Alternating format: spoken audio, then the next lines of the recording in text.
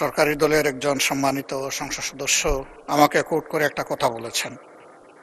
বিষয়টি জুলাই শহীদদের সাথে সম্পর্কিত। তিনি বলেছেন, শহীদদের সংখ্যা যদি 800+ হয় তাহলে আমি 1200 বাড়িতে গেলাম কিভাবে, ফ্যামিলিতে গেলাম কিভাবে। ওনাকে আমি এখন দেখছি না, আমি এখানে উনি থাকলে ওনাকে বলতাম যে হিসাবটা মাননীয় প্রতিমন্ত্রীর কাছ থেকে বুঝে নেওয়ার জন্য। সালাউদ্দিন টুকু সাহেব তার বক্তব্যে নিজেই বলেছেন যে শুধু জাতীয়তাবাদী দল এবং তার অঙ্গ সংগঠনের লোকরাই শহীদ হয়েছে 1000-এর ঊর্ধ্বে। আমি যদি তার কথাটাই সমর্থন করি তাহলে হিসাবে এখান থেকেই তিনি পাবেন, আমার কাছে কষ্ট করে আসতে হবে না। 2 নম্বর, আমি আনঅথেন্টিক কোনো কথা বলিনি। এই ব্যাপারে আমাদের কাছে একটা কমপ্লিট প্রোফাইল আছে।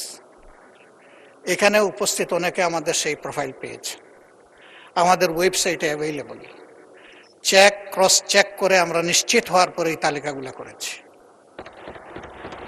3 নম্বর, এই ব্যাপারে আমার কথা নয়, এই দেশের কোনো সংস্থার উদ্ধৃতি নয়, জাতিসংঘের মানবাধিকার ফ্যাক্টস ফাইন্ডিং কমিটি বলেছে এই সংখ্যাটা 1451 তাদের পাওয়া মতো। বিভিন্ন জায়গায় যখন যাই, কিছু মানুষ আসেন, তারা অসহায়ের মতো মুখের দিকে তাকায় থাকেন, এরপরে বলেন আমার বাবাটার কোনো খবর আপনাদের কাছে আছে কিনা। ওই যে 2 দিন ইন্টারনেট বন্ধ করে মানুষ খুন করে গুম করা হয়েছে, তাদের হিসাব তো কেউ দিচ্ছে না। এ সংখ্যা তো আরো বেশি। মহান জাতীয় সংসদে দাঁড়িয়ে আমরা যখন কথা বলবো, তখন আমাদের কথাগুলো আমি আরেকদিন অনুরোধ করেছি, এটা যেন দায়িত্বশীল আচরণ হয়।